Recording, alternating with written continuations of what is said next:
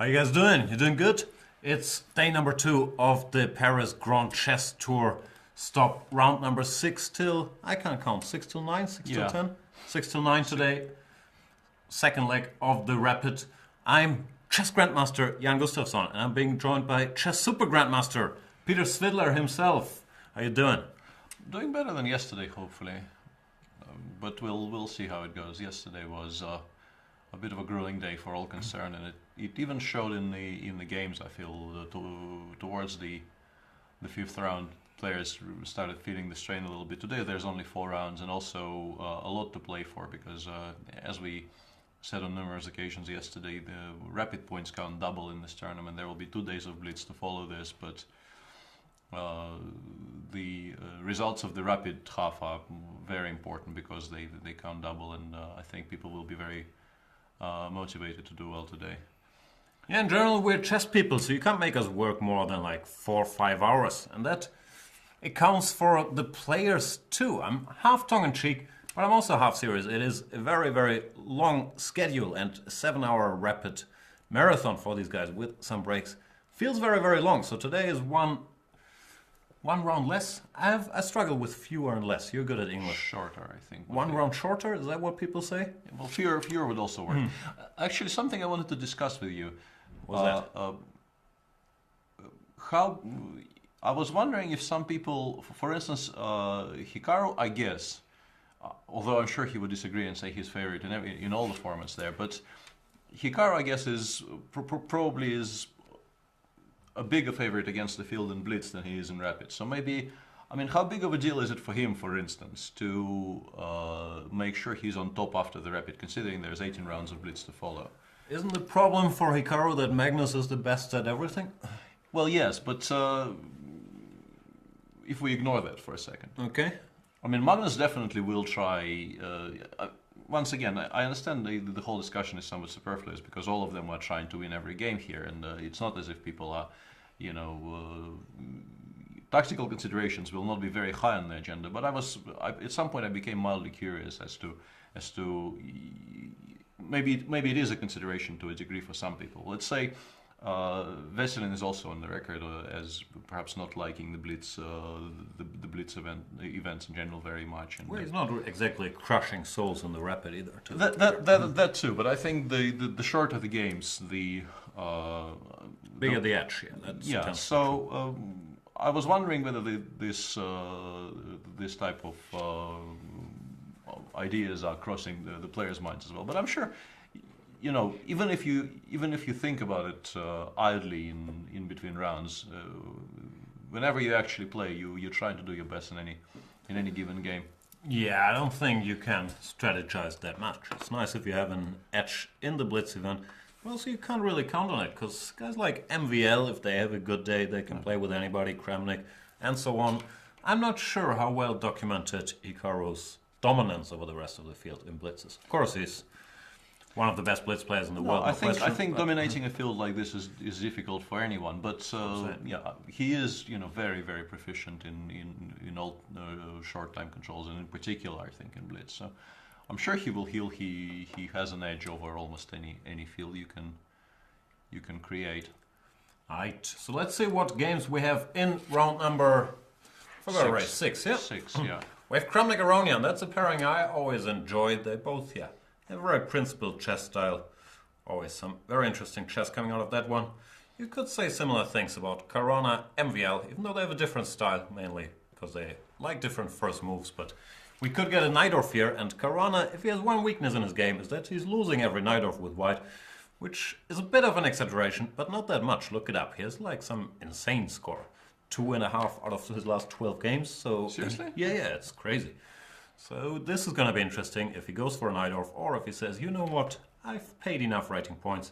I'll go 1 knight f3, 1 c4, some solid move. He can do many various things there, obviously.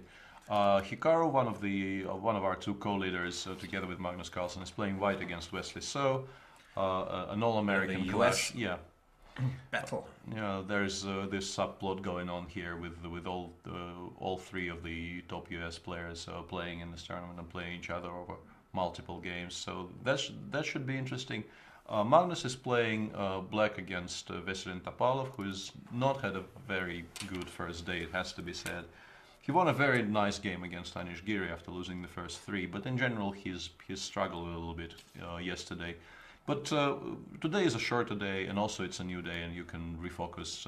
And we keep on saying this because we think it's true. I mean, on a good day, he is still definitely one of the more dangerous players around. But yeah, still the general assumption is that's not always true, but that the slightly older guys are slightly weaker with faster time controls. And Vesselin has never been known as either rapid or blitz specialist, so it's not a surprise to see him struggle. Even in his prime years, I think he always thought, you know, classical is where it's at, and famously he lost with White in the final game of his Sofia match against Vachier-Lagrave because with the scores level, because he felt that if the match goes to a tie break, he doesn't really saying he doesn't have a shot against Vachier-Lagrave in rapid is maybe a bit strong, but he did not fancy his chances, and even when faced with an interesting novelty, he decided that he has to go for broke with White and lost without tie breaks in the match. But it was a very telling, I think, sequence of events, because many people in that situation would think, okay, I mean, I didn't get anything out of the opening, I might lose if I do this. Let's try the shorter time controls, but not for him. If you want to learn more about that story and that game, check out Vachier-Lagrav's video series on Chess24, Tips from a World Champion, where he talks about that episode and how he felt about it in detail. Last but not least, we do have Giri, our boy, against Laurent Fressinet. Laurent has been holding his own on the first day, won a nice game against the Fabster, made a couple draws. I think he's at -1, 2 out of 5. So things haven't been going terribly. Anish, not so great, couple draws, then lost this game against Topalov. So he's going to be looking for a comeback with White. He's going to pull out his big theory hammer against Laurent Fressinet. Probably, and for me there's an interesting subplot. I mentioned it yesterday, and I will try to limit my cricket references to a minimum. Please do. Yeah, but this subplot of Anish's wins in this tournament versus Jimmy Anderson's wickets at Lords. I'm gonna be keeping a close eye on that.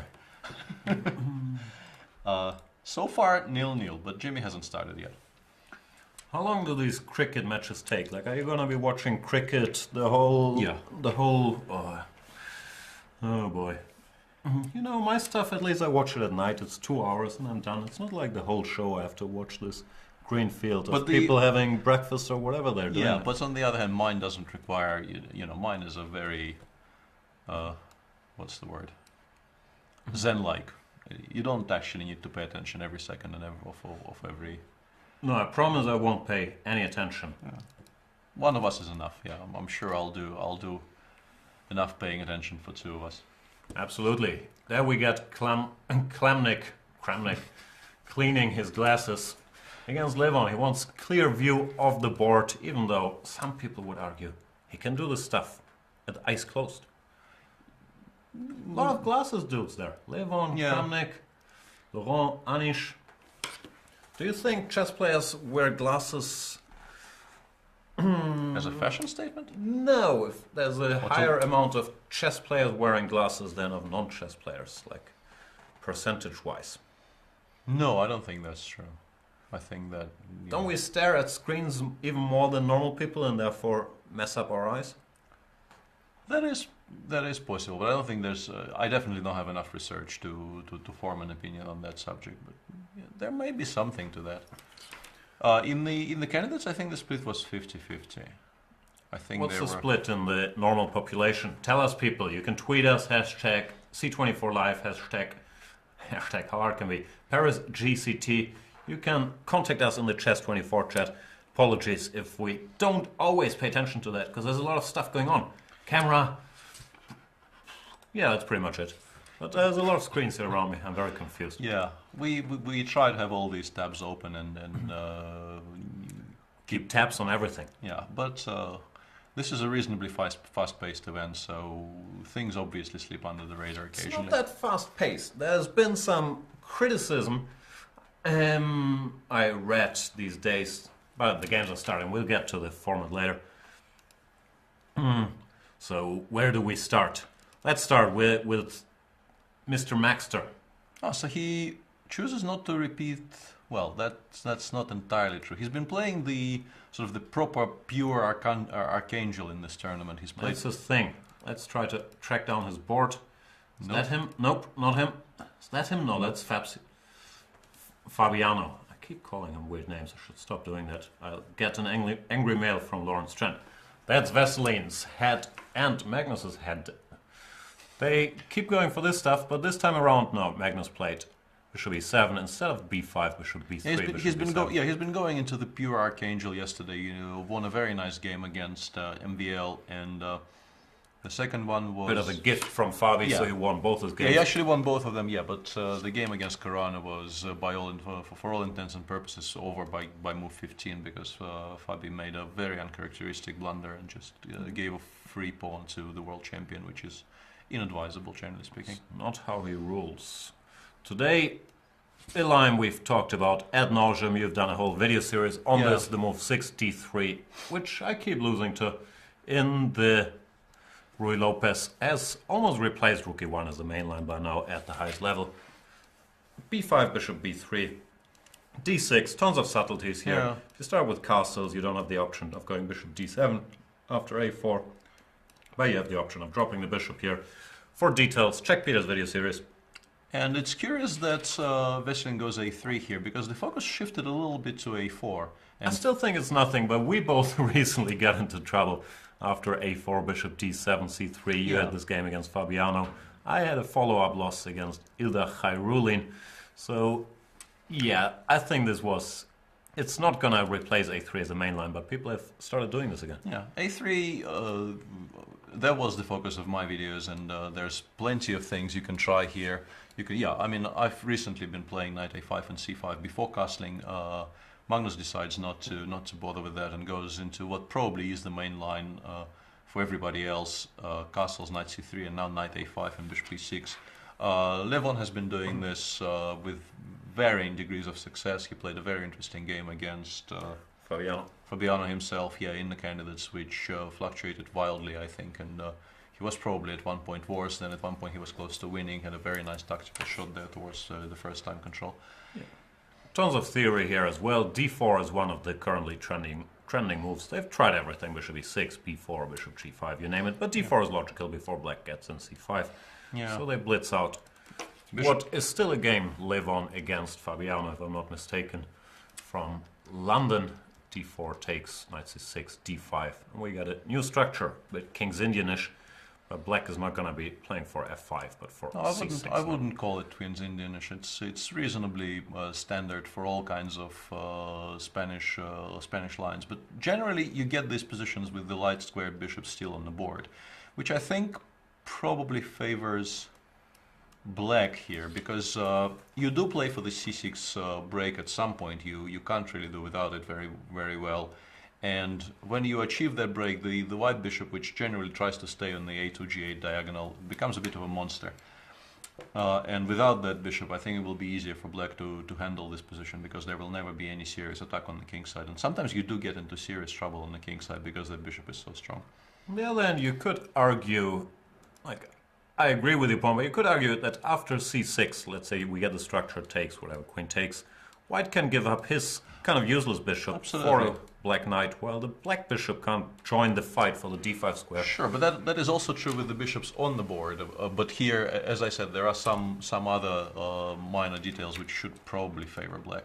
And queen c8 has been played, and if black gets enough time, you actually might consider playing h6. In this structure, you're absolutely correct. It's very, very important to the evaluation of the position, whether white can do something useful with the bishop on c1. Yeah, black is normally not in a hurry, at least from the games I've seen, to play c6. Levon, he played some very slow moves here, queen b7, rook fb8, even tried to get in some a5, b4, and then go for c6.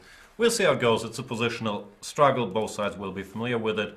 Veselin just changed the pace a bit by going knight h4 directly G6, against h6, yeah. so you have to go g6 now. g6 has been played in reply. You can play bishop h6, but it's Maybe a you bit just empty. go back, I think provoke g6. you probably go back, because now the idea of playing bishop g5 whenever c6 is actually on the board will be much harder to stop, as I mentioned, because h6 will be...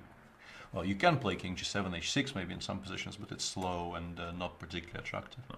Let's have a look at some other games. Yeah, let's move on to the US battle between Messieurs Nakamura. There we see Hikaru, and we see Wesley So's arm playing h6.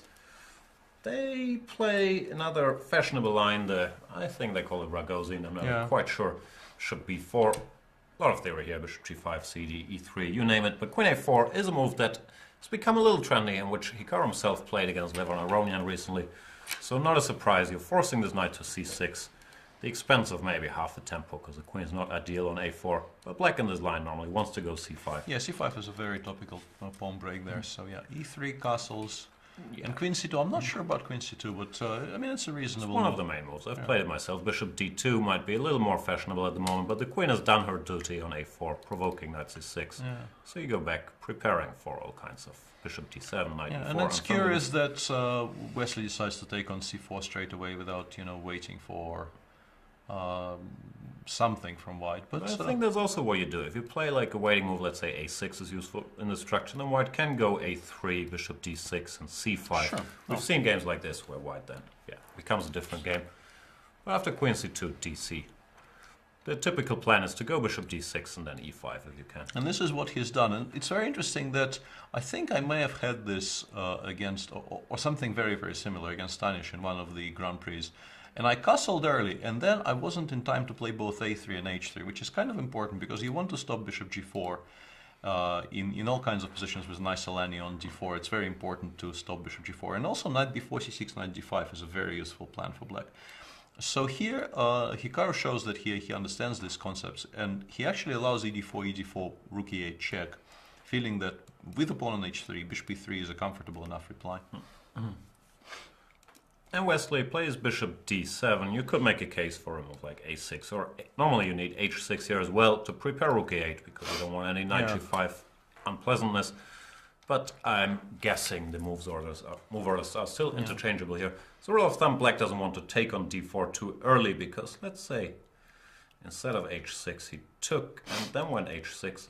Already to think about this. Yeah, bishop takes h6 might actually be incredibly strong. And in many positions like this, it's close to winning. So you don't want to unleash the dragon unless you really have to.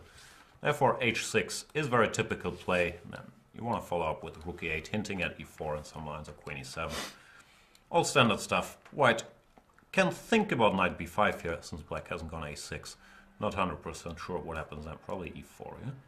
Probably black could also maybe say that knight d6, c6 is not really the end of the world, and you're sort of maybe even improving my structure by doing this. Just play, I don't know, a6, knight d6, cd, and say I'm not that horribly unhappy about it. Hikaru played b4, which is also normal. Yeah, I'm not sure if he wants to go bishop b2 necessarily later in the game, but it's just he's gaining space, making a useful move, and sort of passing the move to the opponent. a6 is a candidate, rook e8 is always a candidate in these positions. Sometimes I think they go queen c8 with ideas of, let's say, bishop f5 after ed4, ed4, or maybe even bishop takes h3 in some positions. We'll see. It's a complex position, nothing new under the sun yet. Both sides will be comfortable with the position they got, I believe. Yeah. Fabiano against MVL. Yeah, Fabiano decided, no night of today. Let's take a page out of pretty much everybody's playbook and join the ranks of the London system players. Yeah. This move order, it makes a bit more sense to me than the two bishop f4 they've been playing, because black is committed to g6, bishop g7. And here this is a full-fledged system. Sure. I think probably the first name that comes to mind in recent years is Gatakamsky, who has done a lot to show how it's done from the white side. We keep having that discussion. You always bring up Kamsky and always say, but he never really checked it. He just plays it to avoid theory. Well, then the dudes like Magnus, Kramnik, Grishuk, I think they've put in more work. But I think against the G6 systems, there is not that much computer work you can do. The positions, let's say d4, knight f6, bishop f4, there are a lot of very forcing, very sharp lines which you do need to check with the machine, like c5, queen b6, and all this kind of stuff. But if black is committed to g6, bishop g7, the game becomes much more positional, much more maneuvering in nature. And Gata has been doing this very, very well for a very long time. All right. MVL, as we pointed out, is not a King's Indian player at his core, so he prefers not to go with a d6, knight bd7 setup, but plays b6, which is more on the spirit of the Grunfeld, which he likes to play. If white were to do something like, I don't know, this, you could still get Grunfeld-esque position. I'm not sure this move order is great, but keeps his options open with a deep. He actually had an opportunity to do that later in the game and didn't, so it's interesting. C4, you could make an argument for d5 here, but I think it's Without not a knight on c3, you don't want to, though. That's exactly my point, yeah. This might be unpleasant. Also, just knight c3, dc4, bishop takes c4 might be somewhat better for white. So MVL switches to another very typical way of developing your pieces. d6, knight bd7, followed by... Sometimes they even go knight fd7 to accelerate a 75, but he decides against it. Yeah, and this e6 might look odd, but normally the plan is just create the e7 square for the queen where it's perfect, and then go e5 later. If you feel like, keep your structure fluid. Some people also go queen e8 and e5. Many plans here. Knight fd2 is somewhat surprising. It's an interesting interesting positional idea. He decides that playing immediately against the bishop on b7 is useful. And what I have on the board right now is a position I probably prefer white in. Not by a great deal, but I think I'd much rather be white. Let's just scroll to what they have on the board. Bishop h6, it's sort of very direct play, but he tried to force white to maybe take on b7, and Fabi is showing that he will not budge. If the light square bishops are to be traded, they have to be traded on his terms, so to speak. Also, a5 I'm not sure about. Like, I understand he wants to stop b4 to give up more space, but it's a big concession to give the knight this jump. But we really should get to what's going on right now, because the game just changed character quite a bit once again, because the knight did go to b5 and was driven back at the expense of MVL limiting his own bishop on b7, and Fabi switched to very active play on the king's side. It's also connected with a very concrete idea, because after g4, g5 is an immediate threat. The knight on f6 doesn't have that many squares. These crazy kids nowadays going g4 everywhere, weakening their king as if it's nothing. And also, the idea, I guess, is to go bishop f3, g2 and follow it up by f4. Now that he has reasonable control in the center, he can afford to do things like that. h6, bishop g2 has been played, and a very interesting game on the cards here. I like white. White has more space. Yeah, space is nice. f4, d5. Yeah, bishop g7, trying to prepare for potential action in the center. You can start by playing bishop g3. It's a nice improving move. h4, g5, maybe in some positions fighting for the e4 square. Knight d4 immediately might make some sense. Very, very interesting position with lots of opportunities for... Looks like it's maneuvering day. So far we've seen 3 maneuvering positions full of pieces. Not a lot of exchanges yet. Let's go to Kramnik against Levon. Let's see if I can find them. Who are those people? No, this is not the Fressinet game. Yeah. That is Fabi. Yeah. I just got done with Fabi. Then where could they possibly be? We're constantly missing, I think, one. No, we have them now. Here they are. Kramnik, Levon. Kramnik continues his adventures in the Jocko piano, which he did against you recently. Yeah. I really should at some point look at this. I think that's how everybody feels about it. Yeah. It can't be here to stay forever. Someone's going to figure it out and they'll stop it. But we see it at every super tournament quite a bit now. Yeah, and the feeling is, it's an opening you see a lot in junior tournaments, and there's always this impression that as long as you don't blunder anything, you cannot be worse with black. You can actually be worse with black in this position. And I definitely was after 15 moves in my game against Kramnik in the Russian clubs. So, yeah, I think all of us at some point will have to pay proper attention to this variation and actually figure out what to do against it. The reason it's so hard to pay attention to it is there's so many different move orders. Like, I'm actually a little surprised by Kramnik's move order, which used to be the main move order, but it allows what Levon is doing to go for an early d5. And the point is, if you start with castles here, which they've recently been doing, knight f6, d3, then a lot of people are reluctant to castle here because it allows some bishop g5, or I'm actually not that sure if bishop g5 is a move here.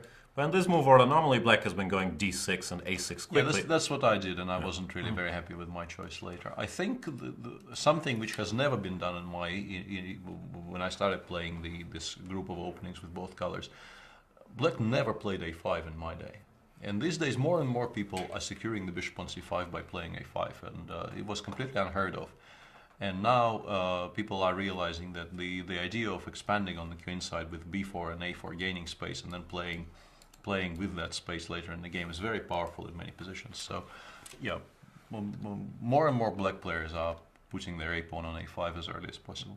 So this d5 leads to a different type of position than the slower d6, which they've recently been playing. Even these guys against each other in Norway chess, they had a game.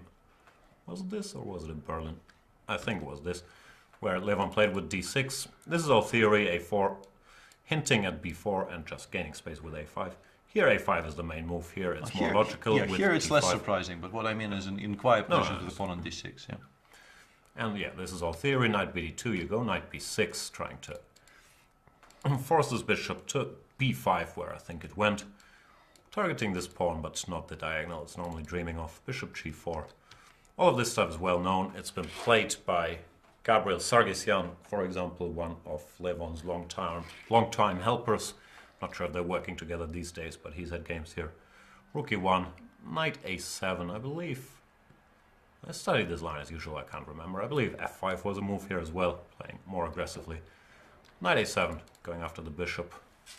And d4, now that black has relinquished central control for half a move. Kramnik has done his homework, even in the darker corners. He's actually started thinking. I checked briefly the timings, and he spent 3 minutes on h3, 3 minutes on rook e1, and 2 minutes on d4. So maybe he's out of book then. Probably today he's not as well booked up as he normally is. I'm kind of curious about d4, because in the current position, and Lev has taken on d4 in reply, I'm wondering what the idea is, to be honest, because d4, knight b5, a b5, e takes d4, and Vlad goes knight takes d6. I was wondering how he's going to justify what he's doing. I guess the plan is queen d6, queen d4, I think, is the idea. Bishop f3, you take on d6. And yes, your kingside structure is ruined, but you do get a bishop against knight endgame, which tend to favor the side with the bishop when it's an endgame on two sides. Still not sure here. If I'm in time to get an a4 and put my knight here. Yeah, it's a sharp endgame. I'm not at all certain white is better. There is also an option of playing queen takes d6 g4. And bishop g6, queen takes d4. It's also actually an endgame because the queen can't avoid the trade. The black queen is sort of trapped. And Lev actually feel like black should be Lev actually avoids all of this by taking on f3 first, which is curious. Instead of ed4, yeah? No, ed4, queen knight d6, and he takes on f3 there. I see. I guess queen takes, gf looks weird. Yeah, queen takes has been played, queen takes e6 in reply. You probably want to play something like bishop f4. Then queen d5, bishop c7. Queen d5 or queen d7. Queen d7 might also be a move. But queen d5, bishop c7, queen f3, gf, knight d5. Weird position. Bishop a5, there is b6, there's d3. Very, very sharp endgame, which it's not immediately obvious how to assess this. I'm not at all sure what's going on. Strange. Rook a7. Yeah, we'll find out. Bishop f3 looks a bit strange to me, but I have a feeling black is still fine. And let's have a look at our last game of the round. Yeah, that looks weird too.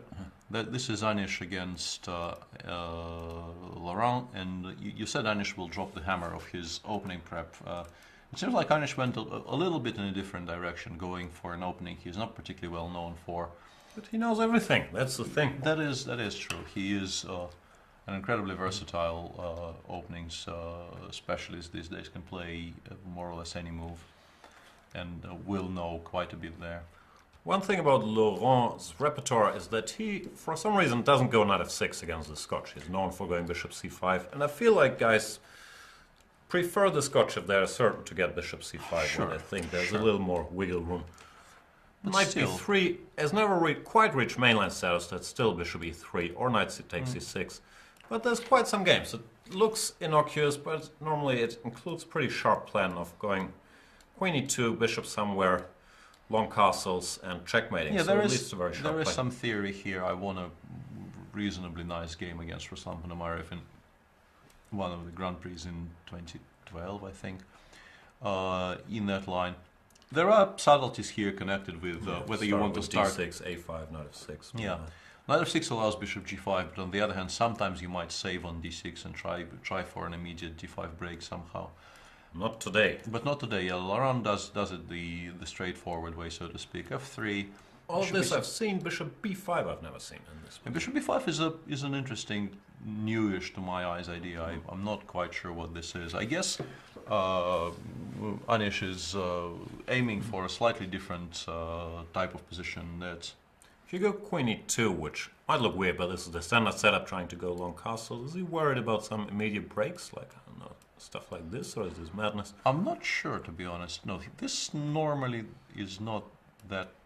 Even eg5 followed by long castles is sometimes very, very strong in positions like this. Looks too much, right? Yeah, I'm not sure why the immediate queen e2 has not been played here, but bishop b5. Maybe he just feels that this is the useless piece. Yeah, a somewhat useless piece, which is good to trade for the knight on c6, because the knight on c6 on many occasions will be a decent piece for black. I'm not sure you need to play a6 though. I was also thinking about that. Like, I guess you want a castle. Why not just do it? And he's probably going to take anyway. Yeah, I think having played bishop b5, it's very, very likely that white will take on c6 anyway. There's also a question of maybe you want to play g5 here. If you're going to play g5 anyway, maybe you want to do it now so that you limit the bishop f2 doesn't look right here. So you probably limit white to bishop g3 only, and you can do a6 later. Because what Laurent's done allowed white to play bishop queen e2 here, and g5 was met with bishop f2, which I think is a far more comfortable square. Yeah, also, if you can exchange these bishops, black doesn't have the bishop pair, and you sort of have these pawn weaknesses for free. So it looks nice for white, doesn't it? Yeah, this position I definitely prefer from the white side, and the game progressed quite a bit further from this moment. In the current position, it seems like it's all very, very concrete, and I have a feeling white could be close to. Let's go there. Close to winning. But it feels like the opening went wrong for Laurent because his king just has nowhere to hide. Yeah, and after knight f5 here, you already feel like black is in a lot of trouble. Still, you can't go anywhere. Maybe something like castle, castle or queen f8, but it looks horrible. And what Laurent's done, I think, is just a blunder, and he's going to he played knight takes e4 here, and knight takes d6 has already been played in reply, and it kind of feels like it's game over. That's a bit painful. Yeah. So cd6 looks like only move, but then you just take. Yeah, and you resign. Queen e4, rook e1. You can't recapture the knight, and knight takes e6 with check will just end the game there and then. So it feels like Laurent misplayed this game quite a bit, and it will be a bit of a blowout. Yeah, and he just missed knight takes d6, which is a very nice little move. Yeah, but also, I mean, knight takes e4, queen f5, queen d4 also looked tremendously strong to my eyes, to be honest. No, I'm not saying that. Long castle looks like the only move, queen a7. I feel like it should also be very strong, but bishop b6, maybe game continues. Yeah, nice, so it feels like Anish Giri 1, Jimmy Anderson 0. But as I said, I will continue monitoring that situation. Please do. And yeah, Anish came out of the gates blazing once again. That didn't quite fit together. So Kramnik Levon we've seen looks equalish, queen d7 or queen d5. Levon's gonna figure it out. We're not gonna torture the woos of Mr. Fressinet on camera any longer. Let's go back to Fabi and his weird maneuvering. Sure. It's actually not weird, but it is maneuvering, and MVL, it always feels weird to say stuff about a 2-7 95 player. Do you feel he's a little weaker in slow maneuvering games than when in sharp tactical battles? Is that a fair characterization? But it might be true, but only because he's so good in sharp tactical battles. Of course, yeah, that's what I'm saying. That's why I'm hatching. Yeah, it's he is, one of the premier exponents of the really, really sharp dynamic style of play, and I think Fabi should be happy with this position, even if it's not objectively. Fabi's outmaneuvering him. Yeah, it's probably not that horrible, but especially after c5 d5, which I don't particularly like from black. Yeah, now I really dislike black's position. This hole you have no play on the queen side, and on the king side you also have no play, and you have to wait for white to either go knight d2 f4, knight d2 g5, knight e4. I feel it might be very, very bad. Yeah, if 5v4 is, you're risking to lose that pawn very, very fast because you don't really have enough pawn pieces to protect it. And if you do nothing, knight d2 will be white's next move almost against anything. And then I like the plan connected with g5, knight d4 the most. And it will be very, very difficult to find any kind of counterplay for black. He played bishop c8, but knight d2 as mentioned. Of course, yeah. And maybe he wants to go h5 at least to Yeah. create some imbalances here. that actually is an important idea, which might be. I'm not sure how much it matters. F3 maybe. F3 is also possible, but G5, I guess you give a check. And I try, but then you might actually lose this knight, to be honest. Then I want to go Queen E2, F3, Yeah. with a knight here. I'm not sure if there's much going on. Sure. Bishop H3, I guess we lose the body count here. Yeah, that actually loses the material.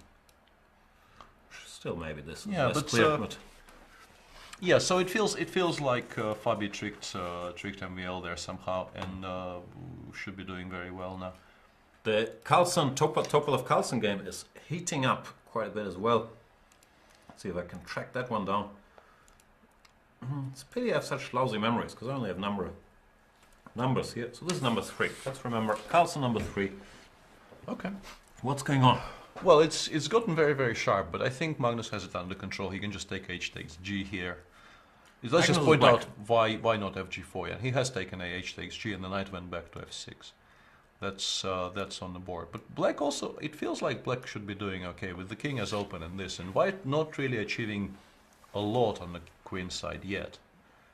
And he will Queen have, H2, you go back. I go back, yeah, and there's always rook h8 as a source of worry, and the c6 break hasn't really disappeared off the agenda either.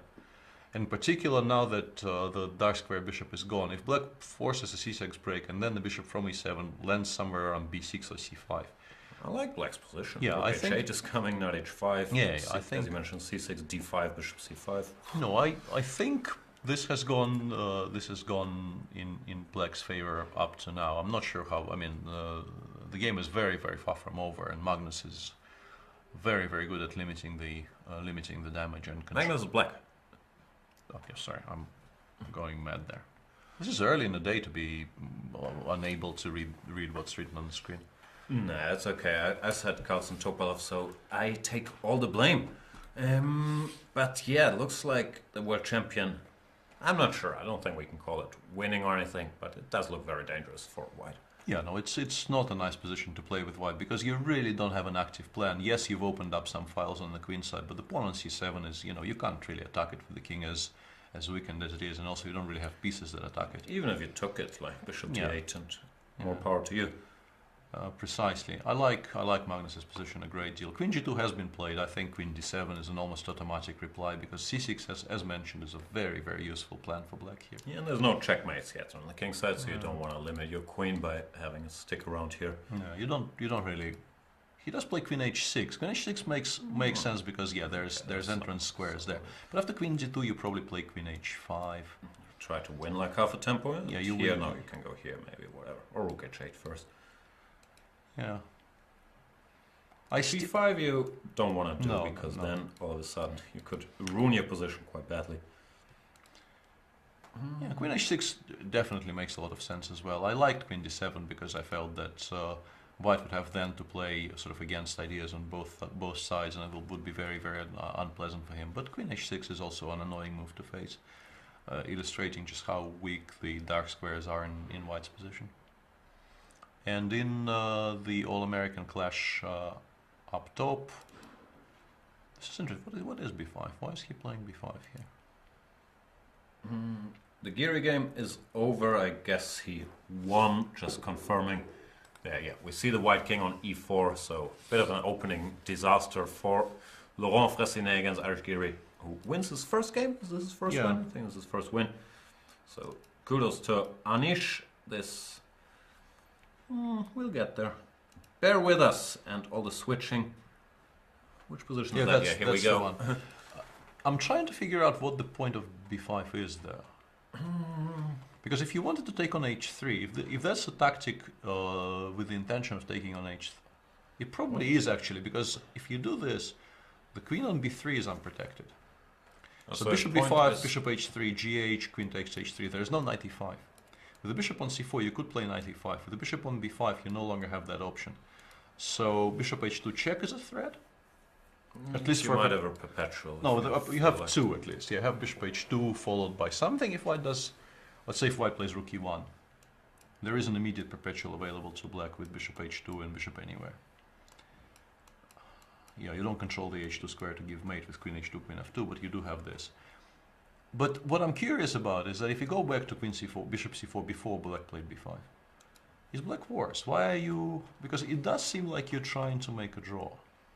I don't really see anything there more than the perpetual for black. Why are you worse here? Why are you trying to... Maybe he isn't. Maybe he just spotted a nice tactic and couldn't resist. And you're thinking black against Nakamura. Not a bad result. But if he plays c6, yeah, if you play c6 followed by b5, bishop b6, bishop d5, I would probably, you know, my initial assessment here would be black is slightly better. Maybe you can ask some direct questions. Maybe, yeah. 95. And maybe he didn't like this. Although, yeah, I'm not entirely sure. Even bishop e6 here, followed by queen takes e6. You know, the white structure on the queen side. Once again, a5 is an unpleasant break in the future, and even endgames after bishop e5, d5, knight d5 might end up being slightly better for black. So still don't think you're better here. Like, knight. I forgot about knight c1 or bishop b2. Like forgot about knight c4. That is too weak.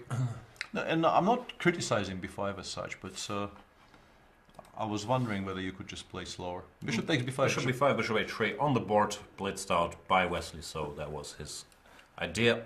It was quite clearly the intention. It was difficult to... G8 looks forced, right? You can't just let... Well, queen g4 is... Queen g4 wins on the next move if you do nothing. So you could play knight e5, it doesn't lose, but the exchange... Yeah, but even if black plays slowly, I'm saying, like this pawn is more important than this pawn. Unless gh3 loses, you really want to take on h3. Yeah. I mean, you need to make sure that you don't lose by force here somehow, but I don't think you do. Let's say takes. I like rook e1 because it creates the idea of bishop f1. White can't avoid the perpetual, even if he tries. Knight d2, queen h2 checkmate is a bit of a problem. Yeah. No, there's nothing to do. No, I think you have to allow the perpetual, and you also want to make a move which will prevent black from sort of increasing his attack by playing knight f5 or something. Here, if black tries to be fancy... hang on, bishop f1. Oh yeah, bishop f1 is a threat. It is a threat because after bishop h2, king h1, you will have to move the queen, and I will take on h2. So that does seem to force a perpetual. Something like knight f5 shouldn't work here. That's what I was wondering, but yeah, we're not quite in time. Like here, king h1, queen h5, and we can take. Yeah. So that doesn't work, and if black has to play... bishop g2. Yeah, white. Too many defenders. Yeah, once you bring the bishop over from b5 to g2, it will be very, very difficult to continue the attack here, and I don't think it's realistic. So, yeah, it does feel like gh3 followed perhaps by rook e1 should wrap this game up. So it looks like we're headed towards a perpetual here. Nice little combination by Wesley, so even though not strictly necessary. Let's go back to Magnus, who's choosing his favorite construction with a queen on h8 and a king on g7. I'm slightly worried about the... there's things happening in the CC Chess24 chat which are worrying me. Could you please give us a quick shout out? Can you see us? Can you hear us? Are we off? I'm not sure, but would be... Dressed up today. Would be really a pity if people can't see us. Let us know. Chat. We'll find out. Anyway. The position after knight h7 is a nice move. The knight is knight h7, knight g5, knight h3, knight f4. Yeah, as mentioned, this is potentially a very unpleasant position for white. You could try queen h2, trying to sort of limit the exposure, but I don't think it will work. Even the Pieces says everything fine if he's talking to us, and so does Aluna. So it looks like at least two people can see us, which is our target audience anyway. So we'll keep rolling. Thanks for the feedback, guys. Knight h7. Yeah, I mean, it's bad, right? Yeah, it's pretty bad. Nobody really cares about the c7 pawn if black is delivering mate on the king. On a greedy day, you could go bishop g5, bishop f4, and then knight g5. Yeah, and Vachier-Lagrave does play queen h2. It did feel like that's the only move which at least slows black down a little bit. I was wondering, do you have time for this?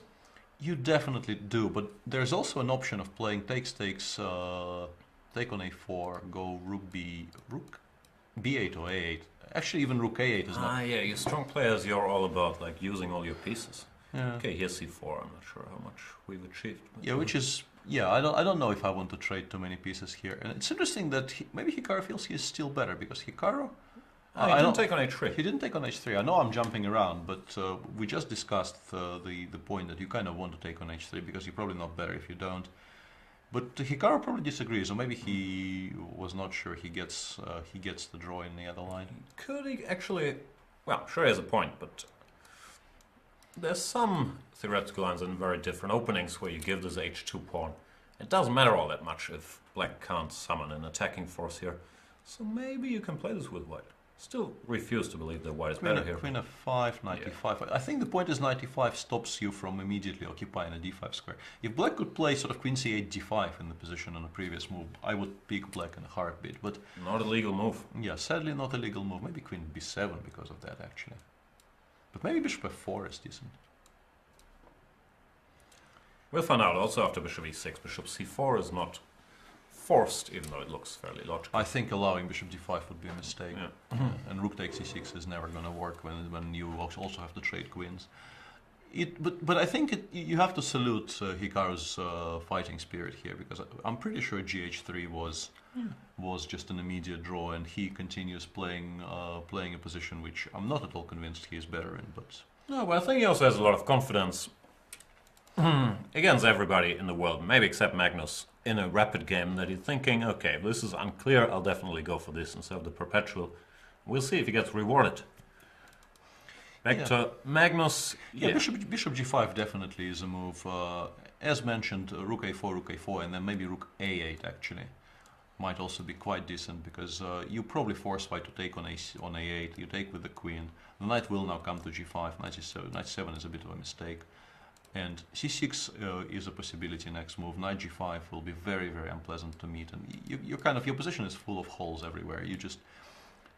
It feels very strong to my eyes. Many arrows to draw here. Yeah, despite a lot of pieces coming off, you still feel black is in a very dominant position here. He's quite good at these slow maneuvering games, this Carlsen guy. Yeah, and MVL managed actually to sharpen this up quite considerably. Might be doing quite well actually now. We have a question from Snorro. Do you think Lawrence Trent convinced Fabi to play London system to celebrate the Queen's 90th birthday? I believe that is a very likely scenario. Lawrence Trent keeps saying that he doesn't have anything to do with Fabi's opening. Lawrence Trent is manager. But the more goofy stuff we see Fabi play, the less we're gonna believe that narrative. Yeah, I don't know.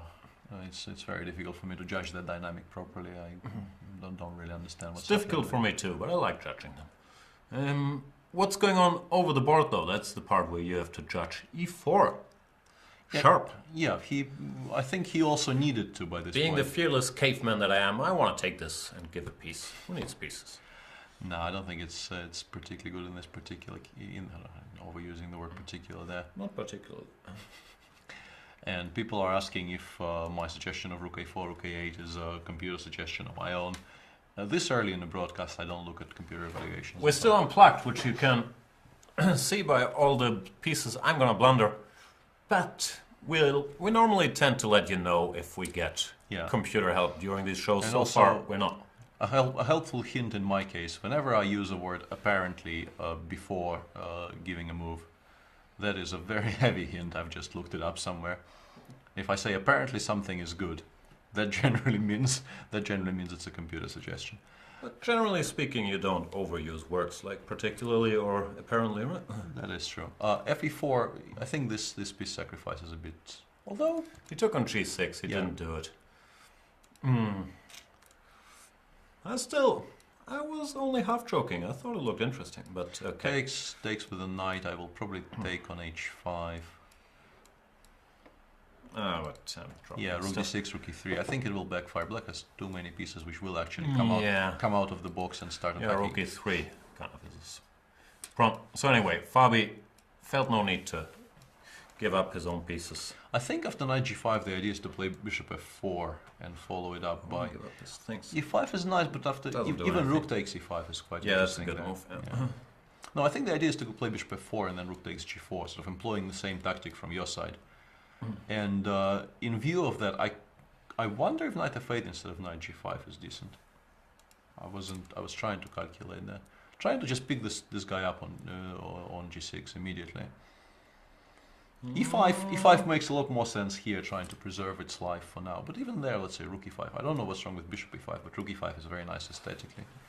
I think, once again, the moment the game gets very concrete, MVL comes to the fore. And not that Fabi is terrible at concrete chess, but MVL enjoys himself a lot more. Yeah, MVL feels, the game has finally come alive here. Finally there are pieces jumping and stuff you can calculate, and he jumps forward. He does go knight g5. I think bishop f4 is likely, but it's not the only one. Bishop f4 has been played. And bishop e5 blitzed out, literally. Didn't waste a second on that one. He wants to go queen g7. I mean, his pieces do feel a lot more alive now. And rook takes g4, yes, it's a move, but your knight d2 and bishop d3 are still very, very stupid here. Takes queen g7 or knight f6 first, but I like queen g7 because you also hit the knight on c3, maybe force white to spend a tempo on something stupid. Yeah, this looks like you could lose if things go very easily. No, I think black a little wrong. You might be lost here. I actually feel black is better because the king on h2 is, in particular, rook takes g4 played by Fabi very fast as well because he realizes he can't really let this leave. But yeah, takes. I think queen g7 is better than knight f6. It's because knight f6 also queen h4 maybe is slightly annoying. Yeah, it looks like queen g7 will be played. Yeah, you can see it on your screen as well. Yeah, I like black's position. Maybe you have to drink some humble pie. You don't drink humble pie normally, but in this case you might have to. And I don't know, but black is so fast, queen g6 and f6. Yeah, I think Fabi missed a trick there somewhere because he really should have... I think knight 8 h7 was move 26. I'm very, very impressed by that choice. Because the plan is g5. I mean, it looks weird to place your knight on h7 where it has no moves. But it's very important for black to stop g5, knight d4. Here, h5 gains in strength a bit. Greatly, yeah, because knight g4, knight d3 will jump very... I mean, those are very important squares. Still, the next moves were queen b7, king h8. It's not like this is a world-beating plan. But, yeah, the opening of the position seems to have favored black for now. Yeah, and, in the current position, black is an exchange up. He got rid of his poor pieces, and the knight is coming into f6. I think black play knight e2, queen g6, yeah. I guess you take. Even d5 is not really stupid to stop knight f4, and then I think you will give mate on the king side very soon. Knight f6, rook g8, yeah, it just looks horrible. Just use your extra forces. Yeah, you have too many pieces there being very, very active. Yeah, it feels... This dude is not really doing his fair share of the work. Yeah. So it feels like MVL is doing quite well here, probably close to winning, which will bring him up to +2? No? Oh, yes. Yeah. He is on 6 out of 10, will be on 8 out of 12, which is +2. And Magnus is doing... Fabi didn't take when knight g3 immediately. Yeah, it leads to very similar positions. Yeah, knight f6, queen h4, rook g8. I still like rook g8. You probably have to take on e5 at some point, so it probably will lead to exactly the same position. Yeah, bad news for Fabiano.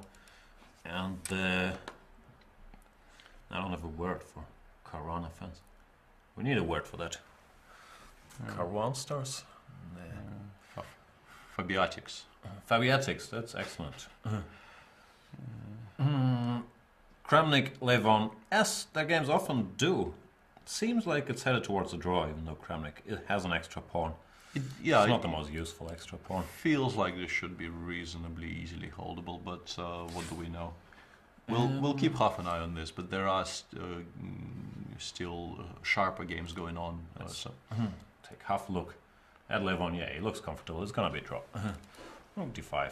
Yeah, rook c5, rook d4, rook c7 does win the b7 pawn for the b4 pawn, but yeah, takes rook b3, I guess, or something. And 2 against 1 tends to be a draw in these situations. Yeah. Where to go? Magnus, maybe? Yeah, Magnus seems like, I mean, it's a very pleasant position to play with black, and I don't know if it's winning already, but it has to be close.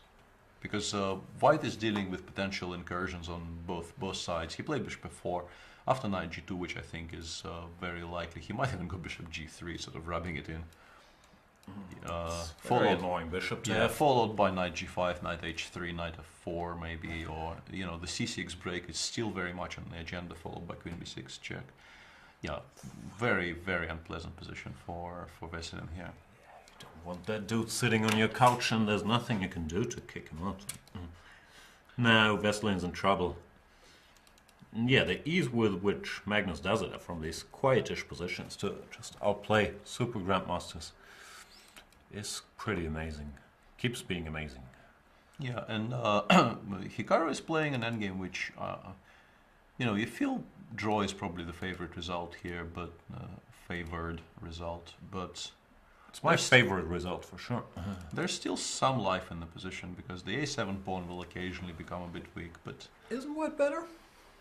A bit, not by a lot, but yeah, White probably is a bit better.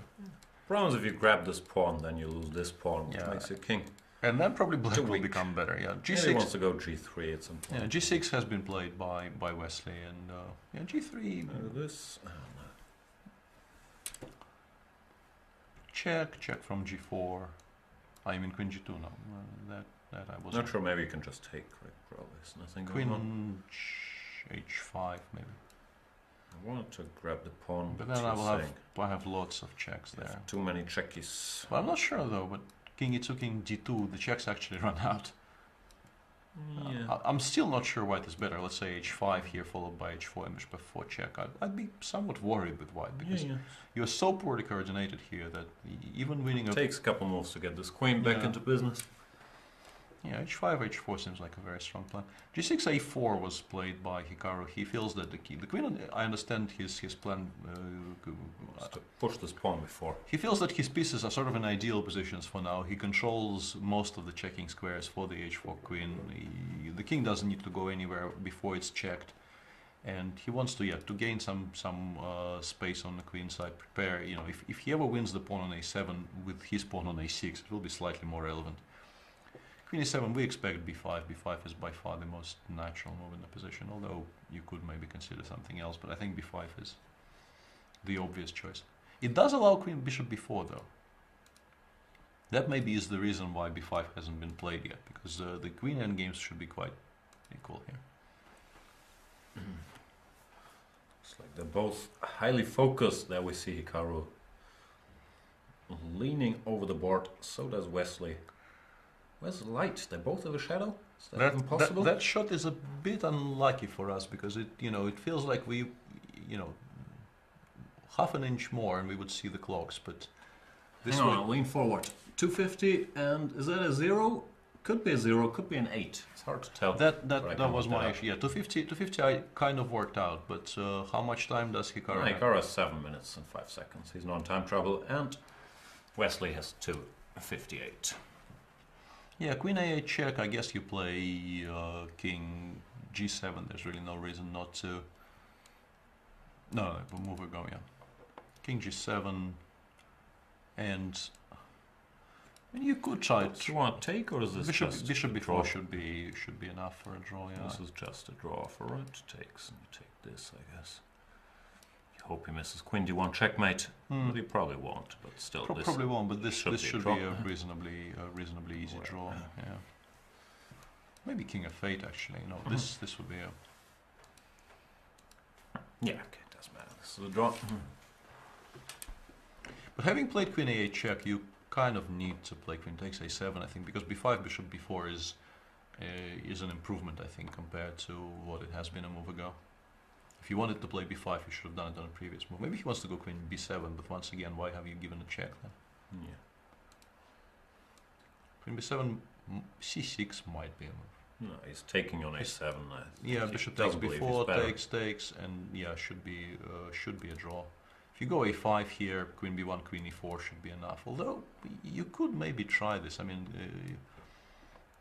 this is Hikaru, so he will probably. He's played a5. Yeah, queen b1, queen e4 should probably be blitzed out. No, hang on, queen c4 check maybe. I was wondering about this. King G1 is an immediate draw because then we have Queen C1, Queen F4. This, very well-known setup which leads to perpetuals, has been leading to perpetuals since time immemorial, so to speak. And if King E1, you should have a perpetual of some Feels sort. like it has enough checks. But he's gone Queen B1, which is also perfectly fine. King E2, and you can go Queen C2 actually. You don't even need to give White the King D2 option. Yeah, Queen C2. Queen C2.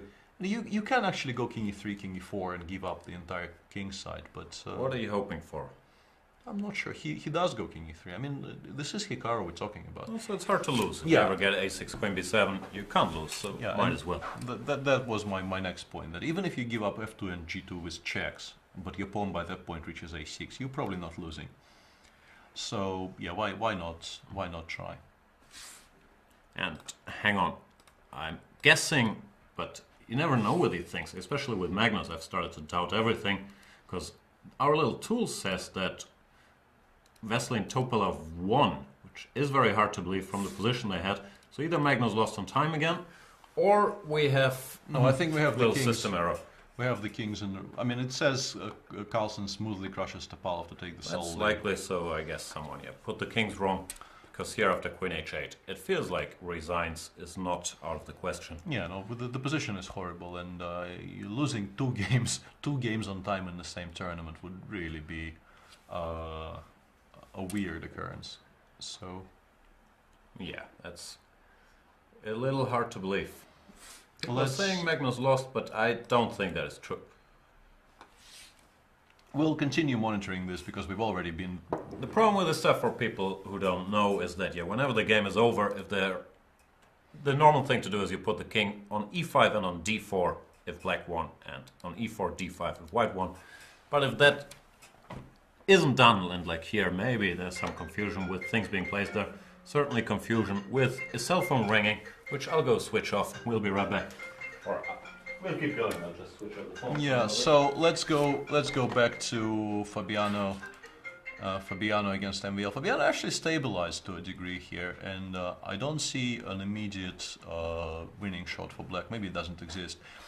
And Fabiano's pieces, the knight on d2 and the bishop on d3 aren't doing a particularly good attacking job, but they are very good at covering some important squares. So MVL will need to find a way in here. White probably doesn't want to play d6 because it's more likely than not we'll just get lost on d6. So white will have to play a waiting game here for a while.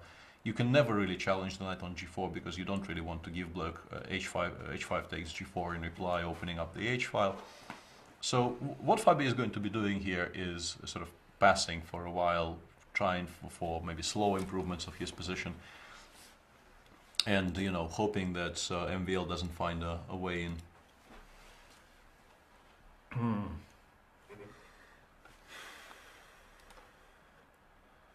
Where's the way in? Could throw in a little a4. You could, but I'm not sure it actually does take- very much. The Nakamura saw game finished in a draw because Wesley right found there. yeah, you can Perpetual. yeah, he decided to check from the squares which do not allow the king to cross the fifth, which is very sensible. Why give white additional options? I think we should stick with Caruana. The result in the Magnus game has been corrected. Magnus Carlsen did win as we thought he did. No drama this time around. And we are staying with the... I think it's the last game running, so there really isn't any choice. We are covering the Caruana MVL game. Everything else has finished in one way or the other. There are victories for Anish Giri and Magnus Carlsen, and draws in games between Nakamura and So, and also Kramnik Aronian, as expected, has been drawn in the fashion we expected. Here we go, rook g1. What's the body count? Like, why does an exchange down and he has a pawn, or I can't Yeah, count? I think it's one pawn for the exchange here. Yeah, there is knight h3. I think what MVL is considering here is playing knight h3. But you can ignore it, I think. Something like rook g2 might be good. King h2, queen g1 here, yeah, would be a mate. But hang on. But rook g2, knight f2 check, isn't this? This might be very strong, no? Knight gf2. That's game over, no? It's mate. Maybe rook g3? But then I can pick up the bishop on d3. I think this may have been a miss. Yeah, knight h3 has followed from MVL. I think rook f1, g1 may have been a miss. I don't know how much time I don't know how much time Fabi had there. He had 2.5 minutes. He probably should have thought for a bit longer. Now black is totally winning. Can't give MVL any tactical shots. He tends to spot those, and it's game. Yeah, that is game over because Rook G2 is mate, and this also is mate, and Rook G3 maybe is the only move that doesn't allow. Yeah, but you can win a whole piece with checks, which should be enough. Then you know a rook up is enough generally. Strange questions in the chat. If you touch 2 pieces, you have to move the first one you touched, right? I guess people are talking about captures, like. But then you only touch an opponent's piece and one of yours, so you have to capture it if you touch them both. Yeah, I'm not quite sure what that meant. I mean, we're talking about some weird two-handed plays, which. I don't know if you like touch your bishop and your knight simultaneously or whatever, but. This does happen occasionally. In the rules, it also says that you have to deliberately touch them with the intention of moving it. So if you just clumsily touch one of your pieces, normally it shouldn't be used against you. Of course, the line can be a bit blurry there. Yeah, and there were people, there were instances in history when there was a famous game, I think, in the Seniors World Championship some years ago, in which the player who was playing the white pieces forced black to move their king. The opening moves were d4, e6, c4, bishop b4 check, bishop d2, and the black player, who was I think over 90 years old, tried to play queen e7 and did not touch the king. Ouch. And was forced to play king e7, bishop takes b4 check. When I grew up, at least we were told that there is this rule: if you try to touch a piece that can't move, you have to move your king instead. So if you touched your bishop here, for example, it's kind of unfortunate because you have to move your king. That would be a bit of a There problem, were some fairy tales about games ending like this. Yeah, Fabi is still not giving up, but well. 2 exchanges are 2 exchanges, Yeah. as we see in the trade business. Yeah, knight f2 check. I mean, rook takes g4 probably was also completely winning, but MVL goes knight f2 will recapture with the knight to avoid any kind of knight h6 shenanigans, and yeah. Black is just, too much material up. Yeah, also you can return 1 exchange at a convenient moment, grab some of these pawns. This is just winning. Yeah, this is very, very over. I mean, no harm in trying for a bit, but I don't think MVL is going to spoil this.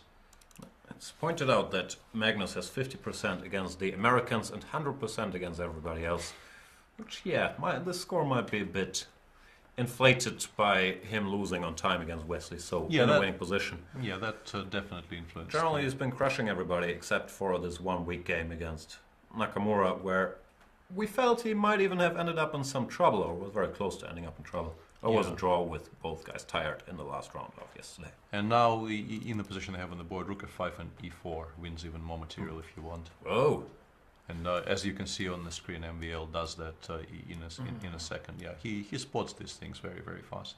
The Frenchman with 2 names. He has a bit of a computerish approach to converting stuff. Like, he always looks for a dynamic way to get things done. And the game is over, yeah. The game is over. So let's look at the scores, which I will clumsily try to bring up. In the meantime, you tell us a little tale about your life. How little is little there? I don't know. As long as it's not cricket related, I'm game. Do you mean to suggest I have a life which is neither chess or cricket related? Yeah, we both know you do. I'm not saying I approve of any of your other activities, but I think there is some other interests there. Yeah. This is the score. You missed your chance. Magnus Carlsen in the lead because Hikaru Nakamura drew his game, followed by Wesley. So the Americans going strong there. Then MVL on plus actually, MVL will we have to adjust this. Yeah, that should be updated. MVL actually is tied for second with 8 out of 12 after 8 out of 12 after this round, and Wesley is in clear fourth ahead of. That's better. Magnus clear first ahead of 2 people, then Wesley in clear fourth, and then a tie for fifth and sixth between Kramnik and Giri. Giri back on 50%. Levon on -1. He won't be so happy. If he gets hot, he can win a lot of games, and Sacha feels well, but so far he hasn't. Caruana, also not known as a fast time control specialist, even though he has a high rapid rating, and he said that he feels quite comfortable playing rapid, but yeah, he hasn't done well here so far. Yeah, the Fress more or less as expected, but tough loss in this round, and Topalov is struggling. Yeah, he's not had a good event, and if he is in this kind of mood in this tournament, the next 2 days might be even more unpleasant for him, because I don't think he enjoys playing Blitz all that much, to be honest. Absolutely. So that is round number 6. There are still 3 rounds to come today. I'm going to experiment a little bit because I have some new fancy options here. I think we have like player biographies and all that stuff. That mug looks so dirty. It's a bit disgusting. I should keep it out of the frame. I'm sure you guys want to hear more about that. Let me see if I can bring up any of these player profiles. Else, stay with us. Come back soon. Check out chess24.com play game. In the meantime, the next round should start in 20 minutes, so yep. We will be back a bit earlier than that to give you a preview of round 7. Magnus in the lead. Detailed preview. We'll tell you who plays who and all that stuff. Yes. See you guys soon.